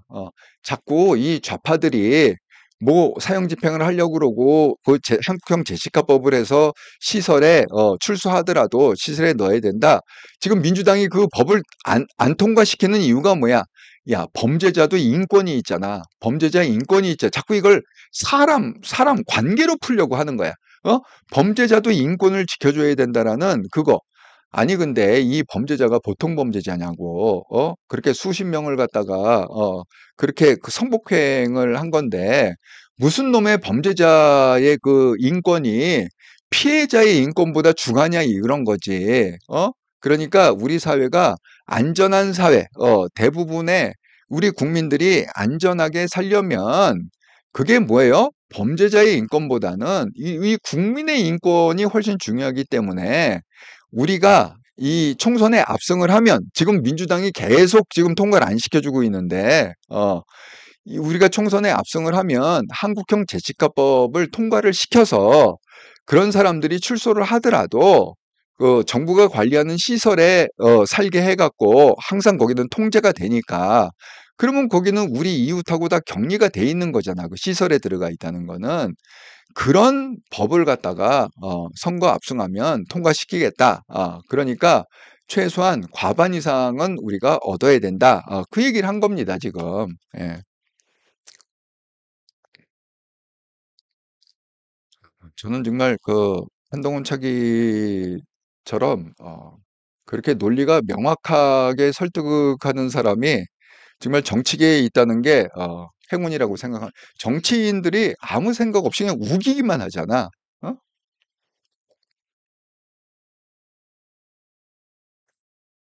뭐 예를 들어 뭐 청년 수당 줘야 됩니다. 그리고 수당을 왜 줘야 되는지도 모르고 그냥 불쌍하니까 줘야 된다 이런 식이잖아. 원전을 갖다 폐쇄해야 됩니다. 그럼 왜 폐쇄해야 되는데요? 아이고 영화를 보니까 원전 폐쇄해야 됩니다. 이런 식이잖아. 완전히 감성 정치를 하고 있잖아 지금. 그게 바로 나라 망하는 지름길입니다. 자, 그리고 1월 30일 날 그 한동훈 장관이 도어 스태핑에서 한 얘기가 있습니다. 어떻게 그 설명을 했느냐 하면 이렇게 말씀드리겠습니다. 대통령과 저의 관계가 중요한 게 아니고요. 대통령님과 제가 힘을 합쳐서 국민과 이 나라를 위해 뭘 할 수 있는지 뭘 할지가 중요하다고 생각합니다. 그게 결국은 민생이고 그거에 집중하겠다는 말씀을 드립니다. 그러니까 이거야.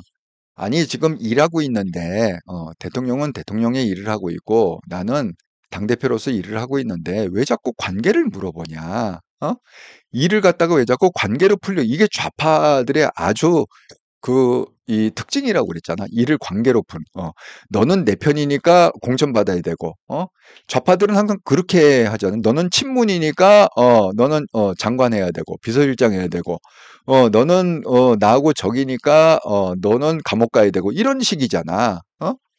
그러니까 다 그 관계로 풀려는 거잖아, 지금 일을 갖다가. 근데 한동훈 차기는, 그렇게 설명 안 한다는 거지.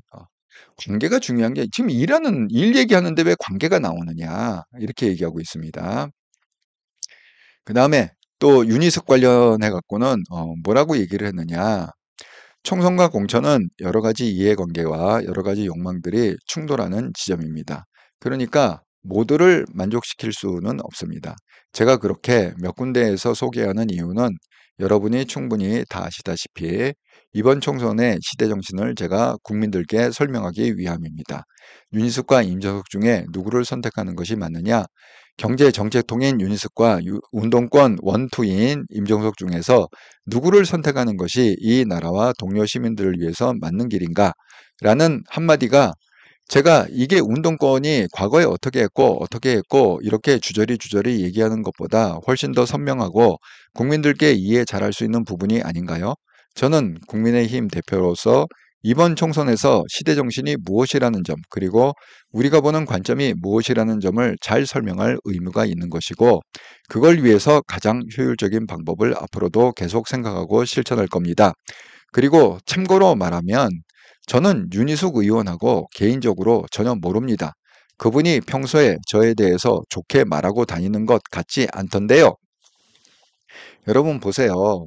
윤희숙을 치켜 세워 준 거잖아요. 윤희숙과 임종석 중에 누구를 선택하는 게 맞느냐. 이렇게 지금 국민들한테 그리고 그 성동갑의 유권자들한테 지금 얘기하고 있는 거 아닙니까? 그런데 놀라운 게 뭐냐면 내가 윤희숙과의 어떤 관계, 윤희숙과 나하고 친하기 때문에 내가 이렇게 띄워주는 게 아니라는 거야. 그 이유가 뭐라고? 오히려 윤희숙은 뭐야? 나에 대해서 이 한동훈에 대해서 좋게 얘기하고 다니는 사람이 아니라는 거지. 그러니까 관계로 따지면 윤희숙을 갖다가 찍어 눌러야지. 어? 일을 갖다가 지금 이 선거라는 일이 있잖아요. 선거라는 일이 있는데 그걸 갖다가 관계로 따지면 윤희숙 네가 나한테 뒷담화 까고 다녀? 그럼 윤희숙을 갖다 눌러야지. 쟤는 완전히 내 뒷담화 까고 다니는 그런 이중인격자입니다. 이렇게 얘기를 해야 되는데 한동훈은 그걸 알면서도 모르는 게 아니야. 윤희숙이 한동훈 뒷담화 깐다는 걸 갖다가 모르는 게 아니야. 알지만 뭐야? 지금 중요한 게 뭐야? 이 선거라는 거는 국민의 대표자를 뽑는 거잖아. 그게 중요하단 말이야. 그러면 그 유권자, 성동갑의 유권자들이 생각 좀 해보라는 거야. 경제통인, 경제정책통인 윤희숙을 뽑는 게 그 성동갑 주민들한테 그 유익한 건지 아니면 운동권 출신의 원투인 임종석을 뽑는 게 그 성동갑 주민들한테 유익한 건지 그 얘기는 내가 객관적으로 명확하게 해줘야 된다는 거예요. 왜? 이건 일이니까. 국가의 중대사니까. 예. 그 얘기를 하는 겁니다. 그래서 철저하게, 걔가 나를 갖다 뭐 뒷담화를 까든 뭐 내 욕을 하든 간에 철저하게 일과 사람을 구분한다. 절대 일에 감정을 섞지 않는다. 관계로 풀지 않는다. 쟤는 나쁜 애, 좋은 애, 이렇게 감정으로 풀지 않는다. 관계로 풀지 않는다. 그 증거입니다, 이게. 예. 이게 한동훈 차기가 너무너무 훈련이 잘 돼 있어요. 우리도 이건 정말 배워야 돼. 그 다음에 또 한동훈 차기가 1월 11일 날 뭐라고 그랬느냐. 제가 우리 당의 승리에, 국힘의 승리를 위해서 좀 이점이 있습니다. 저는 이 당에 아는 사람이 없습니다. 당 외에 있는 사람, 당 외에 있는 사람을 아는 사람이라고 밀어줄 정도로 그렇게 멜랑콜리한 사람도 아닙니다. 우리가 이기는 공천, 설득력 있는 공천, 공정해 보이는 그런 공천, 실제로 공정한 공천을 할 겁니다. 그렇기 때문에 어떤 방식, 예를 들어서 몇 선 이상은 나가라. 저는 그런 것은 상황에 따라 달라질 수 있고 그렇게 일률적으로 말할 수 있는 것이 아니라고 생각합니다. 예. 제가 그 얘기했잖아요. 예? 그 자꾸 그 뭐 요새 신문에서 뭐 이뇨한 혁신위원장이 그 뿌려놓은 씨를 갖다가 한동훈이 수확을 하는 거다. 이렇게 자꾸 한동훈의 그걸 갖다 디스를 하려고 하는데 내가 지금 얘기하잖아. 한동훈도 이뇨한 위원장이 얘기한 건 딱 두 가지밖에 없다고 그랬잖아. 그냥 무자르듯이 쭉 선을 그어놓고 3선 이상 중진들은 출마 포기 아니면 험지 나가세요. 이 얘기밖에 한 게 더 있냐고. 그럼 그 빈자리를 누구로 채울 거야? 청년과 여성으로 다 채우겠습니다. 아니 여러분, 청년과 여성으로 채운다고 그래서 그걸 뽑아줘 유권자가? 이기는 공천을 해야지. 무슨 놈의 청년과 여성으로 하면 무조건 뽑는다는 그런 원리가 어디 있어 도대체. 그런 무식한 얘기를 한 게 이뇨한이야. 이건 정확히 알고 있어야 돼. 이뇨에 대한 평가를 갖다가. 그러니까 이런 거지. 한동훈의 얘기는 뭐냐면 당 밖에서 내가 개인적으로 알아갖고 그 사람을 갖다 끌어들여서 공천을 줄 리도 없고, 그렇다고 해서 이 당 안에서 내가 뭐 친한 사람이 있어갖고 내가 정치한 지 지금 뭐 한 달밖에 안 되는데,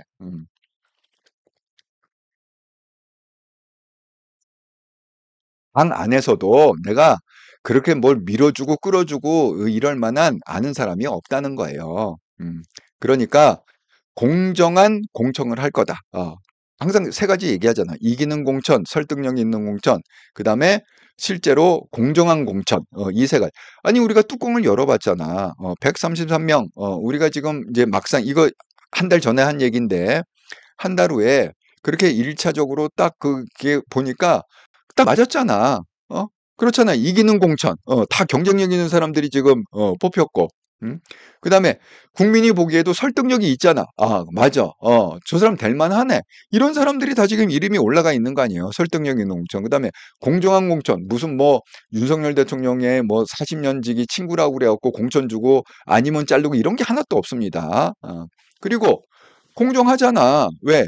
아니 비대위원 구자룡도 단수 공천을 안 줬어. 너 경선에서 살아남아. 이렇게 얘기한 거잖아요. 뭐 박진 뭐 마찬가지로 그렇게 뭐 외무부 장관이었지만 그렇게 간 거고 심지어는 그 인재영입위원회 이철규 또 공천해라 그 경선해라 그렇게 사무총장 장동영 그렇게 일을 많이 하면서도 너 경선해라 경선에서 살아남아 뭐 유이동 비서실장 너도 경선에서 살아남아 아이 다 일했지 이게 공정하잖아 공정에 어떻게 보면 이 공정이 너무 지나쳐 갖고 야 그건 너무한 거 아니냐 일은 그렇게 엄청 시키면서 또 지역구 가갖고 그걸 갖다가 선거 유세하면서 경선에서 살아남으라고 그러면 그거 너무한 거 아니야? 너무 그냥 서슬 시퍼렇게 너무 냉정한 거 아니야? 이렇게 우리가 느낄 정도로 그 정도로 설득력이 있고 그 정도로 사심이 하나도 안 들어간 그런 지금 결과가 나왔다는 거지. 음. 한동훈 얘기는 이재명의 얘기하고 완전 다릅니다. 예. 이재명의 얘기는 믿을 수가 없지만 제가 언제 뒤집을지 그러잖아. 박근혜 대통령 존경한다고 그랬더니 진짜인 줄 알았나 보네. 그러니까 제가 이 가능성이 있다는 게 이래요. 아이고, 그 비례 연동제를 한다고 그랬는데, 내가 그 얘기를 진짜로 한 걸로 생각한 모양이네. 그래고 병리병으로 갈 수 있다고. 하지만 한동훈 장관 차기는 자기가 한 말과 행동에 대해서 변함이 없다. 그렇습니다. 자, 그 다음에 또 뭐라고 그랬느냐 하면 모두가 양지를 원합니다. 그러니까 그것을 원하는 것은 자유입니다. 그렇지만 우리 당은 이기는 공천, 국민의 설득력 있는 공천, 국민이 보시기에 책임 있는 사람들이 헌신한다는 생각을 해주시는 그런 공천을 하도록 노력할 겁니다. 공관위원 중에서 제가 아는 분 별로 없습니다. 원래 저는 항상 제가 알았던 분들과 일하는 것보다 훌륭하다고 정평난 분들과 새롭게 일하는 것을 좋아합니다. 그게 더 효율 내기가 좋다고 생각합니다. 예.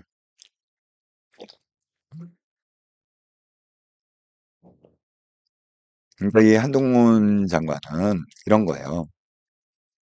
밖에서 자기가 이미 알고 있던 사람을 끌어와 갖고 일하는 거 그런 거 안 좋아한다 이런 거야. 그러니까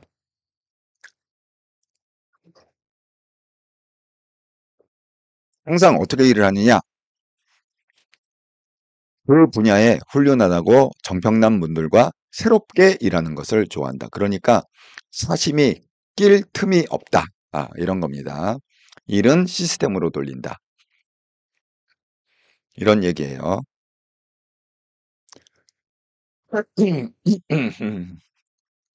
그러면 여러분이 보시기에 아이고 한동훈 장관이 저렇게 칼같이 맨날 자르고 그렇게 막 팍팍팍팍 분리해 갖고 그렇게 갖고 인정머리가 없다 이렇게 생각할 수 있잖아. 아니 이 사람이 어떻게 저렇게 무슨 뭐 왜 이렇게 뱀처럼 차가워? 인정머리가 없네. 예. 하지만 그게 아니야.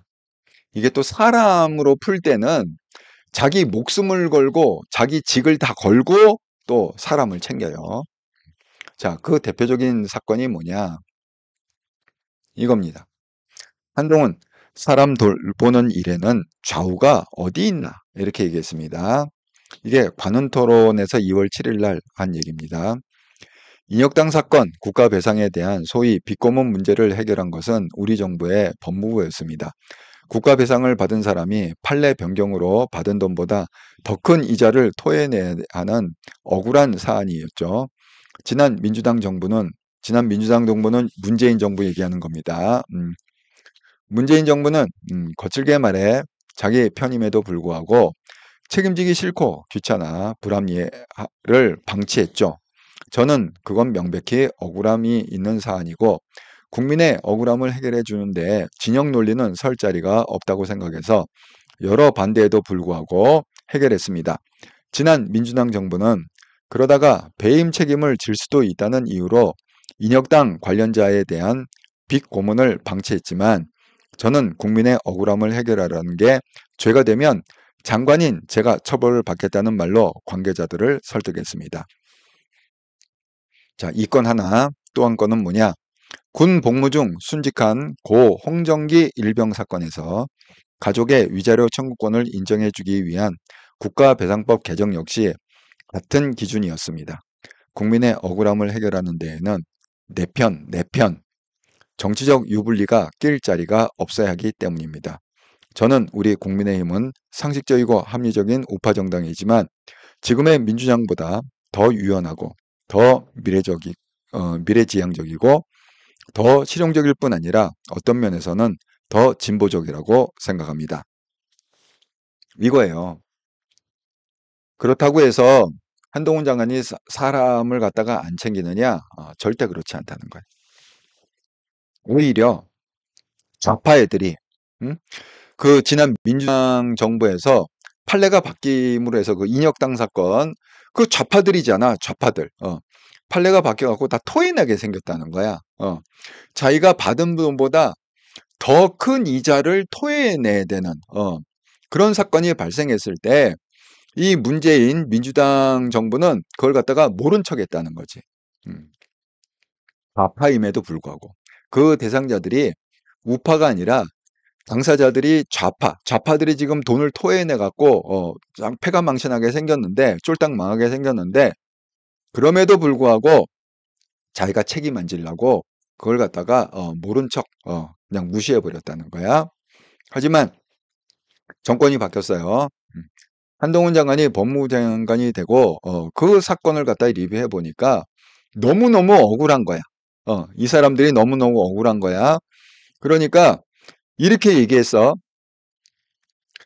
그게 만약에 죄가 된다면, 그걸, 그 사람들을 보호해 주는 거, 그 인혁당의 그 토해내야 되는 그 사람들이 있잖아요. 그게 죄가 된다면 장관인 한동훈이, 내가 처벌받겠다. 내가 책임지겠다. 그렇게 해갖고 관계자들을 설득해서 그 문제를 해결했다는 거야.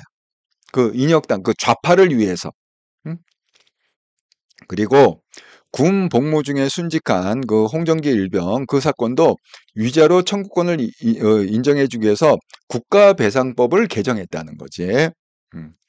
그러니까 한동훈 차기의 논리는 뭐냐? 우리가 사람 돌보는 일, 국민의 권익, 국민의 억울함을 해결해 주는데 너는 좌파니까 내가 해결 안 해주고 너는 우파니까 내가 적극적으로 해결해 주고 이런 게 어디 있냐는 거야 도대체. 응? 좌파 우파가 어디 있냐는 거지. 억울하면 똑같이 좌파도 국민이고 우파도 국민이라 이건 거야. 그러니까 국민의 억울함을 해결하는 데는 내 편이 없다는 거야. 이거 네 편이야? 내 편이야? 이런 게 없다는 거지. 또 정치적으로 이거를 하는 게 유리한 거야? 아니면 불리한 거야? 이런 것도 낄 자리가 없다는 거야. 그냥 국민의 억울함은 억울함이니까 그게 좌파가 됐건 우파가 됐건 본인이 법무부 장관 공직에 있는 사람이잖아. 공직자로서 그거는 자기가 책임지고 해결해야 된다. 이 얘기예요. 아니 이런 사람이 어디 있어 도대체. 예? 그러니까 제가 얘기하잖아. 그 한동훈 차기는 하나님이 100년에 한 번 나오는 귀인을 주신 거다. 이렇게 설명을 드립니다. 그러니까 우리도 여러분 이거를 꼭 기억하세요. 우리가 이 한동훈 차기만큼은 못할지라도 이렇게 막 그냥 칼같이 이렇게 못할지라도 우리가 끊임없이 우리의 삶 속에서 이 일과 사람을 철저하게 분리해보는 훈련을 정말 피나게 뼈를 깎듯이 그렇게 해야 됩니다. 절대 일을 갖다가 관계로 풀려고 하지 마세요. 일은 시스템 그리고 잘한다 못한다로 딱 결과물이 나오게 평가를 받게 돼 있고 그러니까 항상 그 일은 시스템을 관리를 매니지먼트를 해줘야 된다. 사람은 관계로 풀어야 되는데 그 관계로 풀려다 보니까 많은 그 인격과 품성을 내가 수련을 해야 된다. 그러니까 뭐야, 오래 참을 줄도 알아야 되고, 자비로운 또 착한 일을 하는 것, 또 충성스러운 로열티, 차관 이런 것들을 갖다가 내가 평소에 많이 내공을 키워야 된다. 훈련해서. 그래서 사람은 리더십을 발휘해서 사람은 끌고 가야 된다. 이렇게 이걸 꼭 잊지 않았으면 좋겠습니다. 정말 한동훈 차기가 어느 누구보다도 이거를 그 완벽하게 실현하고 사는 사람이다. 이렇게 생각합니다. 자, 지금 이렇다라 시즌2를 하고 있습니다. 키워드는 스몰 자이언트. 여러분 모두 스몰 자이언트가 되셔서 반드시 인생에 성공하시길 바랍니다. 자, 여러분의 성원과 후원에 마음을 담아 감사드립니다. 기브앤테이크 원리에 따라 받은 만큼 드리겠습니다. 분기별로 2분씩 개인 컨설팅을 해드리겠습니다. 구독 후원 계좌로 가장 많이 후원해주신 분, 슈퍼챗 슈퍼스티커 멤버십으로 가장 많이 후원해주신 분, 매 분기마다 총 2분을 선정해서 제가 개인 컨설팅을 해드리겠습니다. 이번에는 1, 2, 3 이렇게 1, 4분기 종합해서 4월 초에 2분을 선정하도록 하겠습니다. 윤석열 대통령님 채널과 그 유니크 채널이 있는데 각 채널이 1000만 구독자가 될 수 있도록 널리 알려주세요. 자, 지난 한 주간 동안 후원 정말 감사드립니다. 구독 후원 기업은행 계좌로 후원해 주신 분 역시 그 임선영님, 주민님 또 제 이렇게 면을 세워주셔서 감사합니다. 제가 이 기업은행 후원은 의미가 있다고 그랬잖아요. 방송을 딱 끝난 다음에 되게 1시간 안에 이렇게 그 후원이 들어오는데 이 방송이 잘 됐는지 안 됐는지를 아는 바로메타다. 예, 큰 의미가 있습니다. 예. 또 슈퍼챗 슈퍼스티커 슈퍼생스로 후원해 주신 분 이영숙님, 스텔라님, 김재영님, 김성중님, 우섬지연님, 애국돌이님, 카우보이 세븐님, 축복받은 리치님, 원스텝 에더타이님, 사라박님, 청보라님, 비가나님, 오들레님, 유로게이님, 찰리님, JY킴님, 모르나진마님, 오두막님, 이외, 김보통님, 토시미님, 윤케노시스님. 예. 지난주에 2월 13일이 제 생일이 있었기 때문에 많은 분이 또 생일 축하 슈퍼챗을 써주셔서 정말 감사합니다. 그리고 멤버십으로 후원해 주신 분 소망 등급 높은 등급인데 또 이렇게 재가입 감사합니다. 나미리님. 자, 너희 재물인 것에 너희 마음도 있다. 그래서 제 역할은 제가 받은 달란트와 또 20년 동안의 컨설팅 경륜으로 여러분을 성공시키는 것이고 여러분은 이렇다라 채널을 성장시키는 것이다. 그래서 이렇다라를 세상에 알려주세요. 1차 목표는 한국 슈퍼챗 순위 100위에 진입하는 겁니다. 그래서 대한민국에서 좌파를 척결하고 가짜 우파들을 척결해야 된다는 비전을 가지신 분이 많이 있을 텐데 그분들이 이렇더라가 좀 세상에 알려지면 그분들이 많이 합류해서 힘을 합할 수 있도록 해주시기 바랍니다. 또 총선이 이제 50일밖에 안 남았습니다. 그래서 유권자들이 가짜 우파들한테 선동당하지 않도록 많은 분들이 이렇더라 방송을 보고 흔들리지 않고 이렇게 전도를 잘 할 수 있도록 복음, 가스불. 자, 2024년 그 멤버십 개인 컨설팅을 이제 사회를 진행합니다.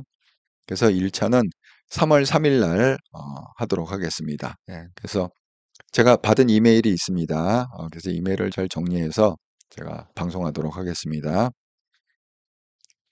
그리고 이재명 전술에 말려든 이해찬의 깊은 고민, 땡땡땡과 손을 잡아야 하는가 2월 3일 방송입니다. 이거 보시면 민주당을 훤하게 볼 수가 있습니다. 그리고 한동훈 완전 분석, 왜 100년에 한 명 나오는 귀인인가? 완벽한 11가지 이유.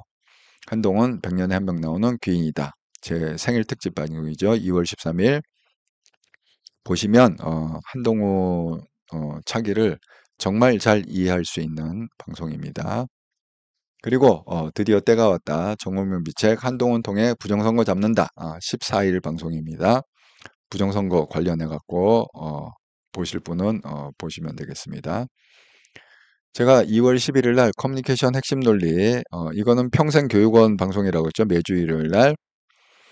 그래서 이제 돌아오는 일요일 날 2월 25일 날 커뮤니케이션 핵심 논리 2부 해서 언어에 공식이 있다. 그래서 4단계 공식을 여러분한테 설명드리도록 하겠습니다. 자, 구독자 여러분들과 함께 만들어가는 채널 이렇더라 채널입니다. 여러분이 또 써주신 내용을 혹시 못 읽은 게 있으면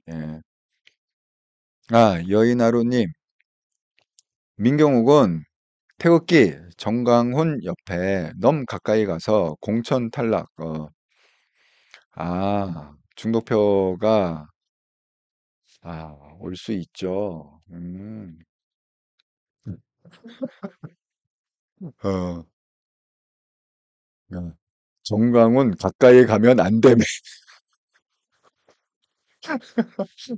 어, 그게 영향이 있다. 정강훈하고 너무 가까이 있으면, 그게 좀 영향이 있다. 그 말씀이네요, 여운나루님. 그것도, 일리가 있으신 말씀인 것 같습니다. 육돌이님. 예.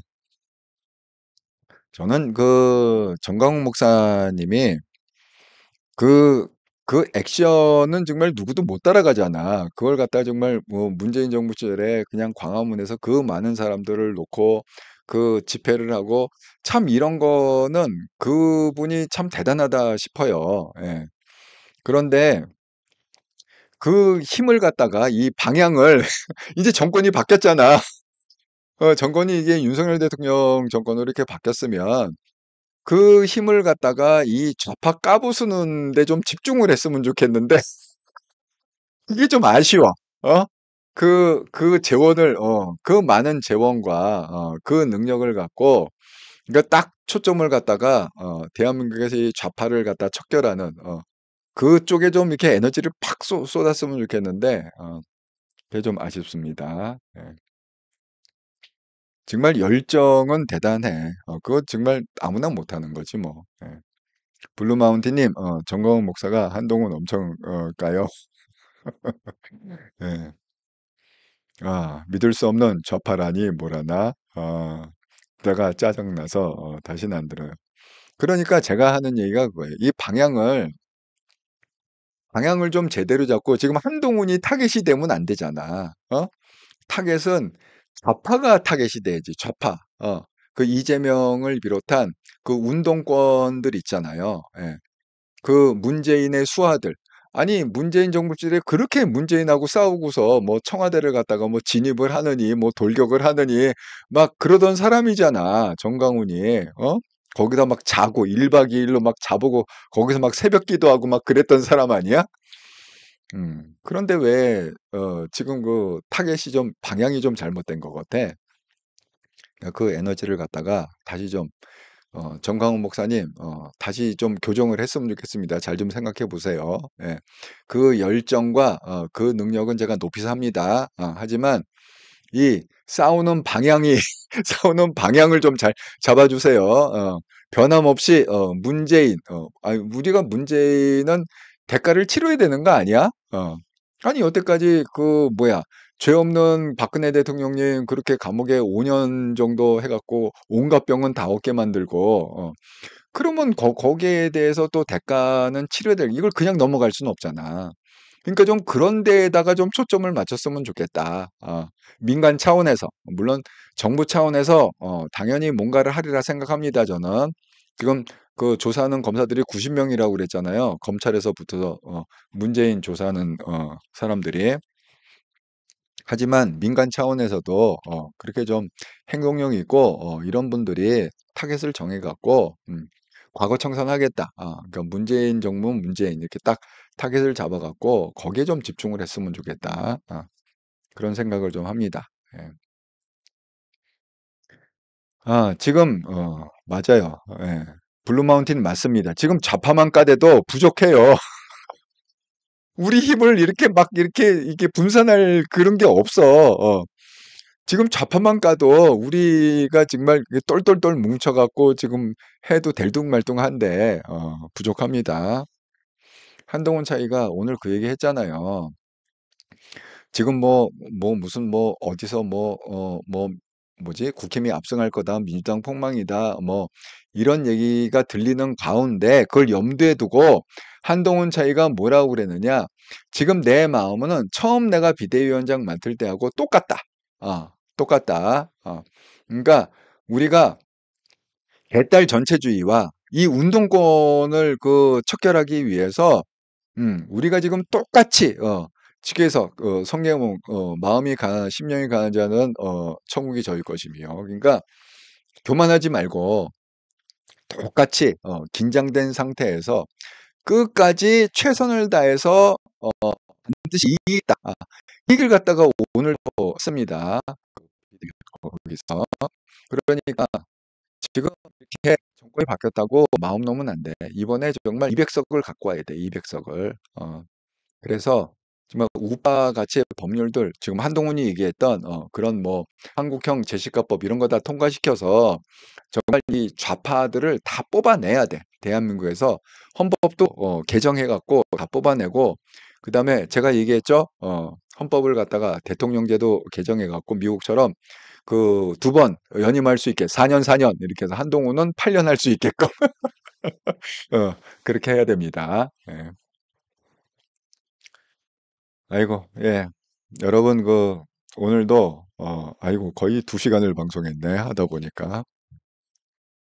예, 오랜 시간, 오늘 화요일임에도 불구하고, 이렇게 오랜 시간, 2시간 가까이 함께 방송에 참여해 주셔서 감사드립니다. 저는 또 변함없이 내일 저녁 8시 정기 방송에서 뵙도록 하겠습니다. 예. 평안한 저녁 시간 되시기 바라겠습니다. 감사합니다.